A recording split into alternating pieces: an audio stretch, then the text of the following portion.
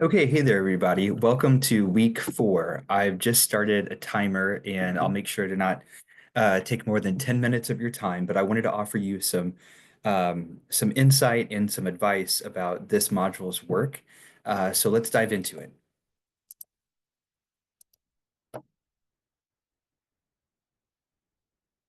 All right, so here is the kind of the overview of Module 4.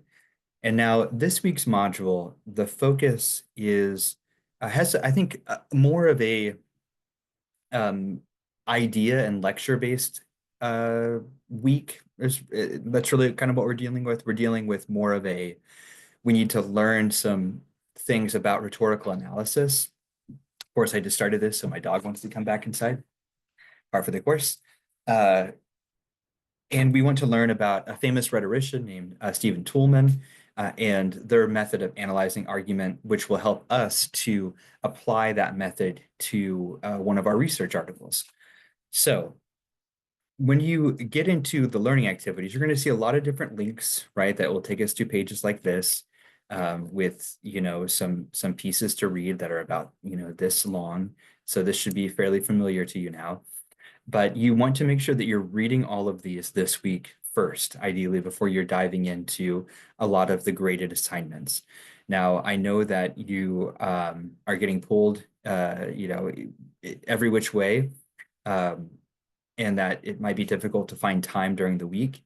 But if you look at this area and you know that you're not going to have a lot of time to really work on your graded assignments until like Friday or until Sunday afternoon or something like that, during this week, I encourage you, if you have a spare 10, 20 minutes, to pop into the class and read about bias in writing, right? Pop in here and read about this visual analysis and composition and rhetoric and literature, right? So that way you're spending like 5, 10, 15 minutes going through some of these chapter pieces, because just engaging with that intellectually is going to help you as a writer, because that's how we get better at writing. We get better by reading and thinking about what it is we're reading and how they're putting that work together. And then we get better, of course, by actually doing the writing. I also want to note that down here, you have a sample argument that you can see. So that way it gives you a good idea of what it is you need to write, like what the goal is you're trying to reach for one of the assignments this week. So you have a discussion here related to primary and secondary source workshops. So let's dive into what that is. You have a lot of different steps here, but it's just, we have to write it like this, spell everything out, because of course we're an online class, and um, and you don't have a lot of opportunities to ask follow-up questions, or at least maybe I can't always answer them as quickly as I would want, though I try to get back to you within a day, Monday through Friday. And so a lot of this is spelled out. And what you want to do is just follow this step by step. Okay, so we'll go back to our synthesis grid assignment. You're going to pick out 2 of your sources there, think to use for this assignment. And then you're just going to start going through these steps, right? Go through these steps, answering these questions, writing out your responses. Now, one confusing thing here that I want to address is this piece. After you've analyzed the rhetorical strategies, create a thesis for each source. So you're going back through some research articles, you're reading them, and you're thinking about how effective or ineffective they are at what they're trying to do. And your thesis for the source is effectively just making a claim about that effectiveness. And so there's an example here and a little template of how you might write that. So this is kind of your guide. Thesis statements are simply claims to be proven. And they're all different types of thesis statements. Eventually you'll be writing an argumentative thesis statement for your research argument essay that you're building all this research right now for later in the term. Okay, so just remember that all of the work you're doing right now, all this engagement with these sources that you have, it's all serving a purpose to get us to that final research argument, which is worth a large percentage of our grade.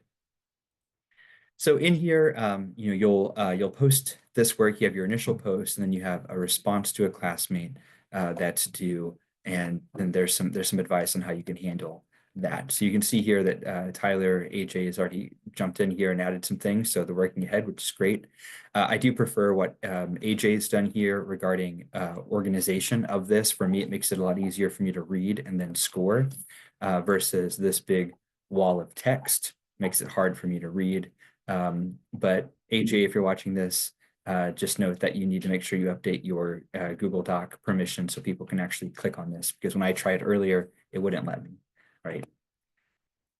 Now, moving forward, we have this argument analysis instruction that we're going to be working on. And the argument analysis, you'll be submitting that using this link. Make sure that that works. There we go. Yes, it does. You are going to be building a couple of pages related to the effectiveness of an argument that's within a source that you have, a source that you find and that you bring into your research here. So you're going to find a scholarly journal article this week. Now, it says don't use opposing viewpoints or CQ researcher. You could still use them. You just have to make sure that the source that you get is a scholarly source, is a peer-reviewed source. So that means it's not like a newspaper source, but it comes from like the journal of whatever, the journal of such and such. If you use other databases, you can check boxes to make sure that you're getting scholarly peer-reviewed work. And there are some other restrictions here as well, right, for the type of total length, because we want to make sure that we're getting a really strong substantive article. Now, even though it says here, hey, make sure that whatever source you're using is at least 10 pages. Of course, my dog's tapping again to now go back outside. So you're getting a little peek into my life as I'm grading your work and building this content. It's in and out, in and out. Remember, when it comes to these academic journal articles, you know, the main content that you're pulling from them often won't be across 10 pages. You know, you're paying attention to the abstract, you're paying attention to the discussion, you're paying attention to the intro and to the, you know, the conclusion. You're probably skipping over a lot of the methods stuff. You're probably skipping over a lot of the, you know, the participant stuff. So be smart with how you actually engage with these academic peer-reviewed journal articles. Read what you need, the areas that are for us, and then you can ignore other areas that you don't need, or that you don't need access to. So there's a little pre-writing support document here, and then of course there's the sample support that I mentioned previously, and then here's this guide for how you want to draft this essay, and you can see here, it is a short essay, but draft this assignment. You can see here that it's trying to use that Toulmin method that we're learning about this week, that we're finding here, right, on this page. When we're reading through this, working to understand that. It's using that to help you build this essay and focus down, right? Now, in your research proposal, I highlighted that the use of section headings is really, really good to help organize your writing. And I would encourage you to use section headings in this short essay as well. I think it really helps us to focus down on what it is that we need to be writing, and then we just take that one step at a time. So I would encourage you to develop section headings as you organize your writing. Of course, you don't have to if you don't want to, but I just personally think it's helpful, and I think it would also help you. And then here's some information about what you're trying to go for and how it will be graded. And then, of course, there is a sample, so you can see that too.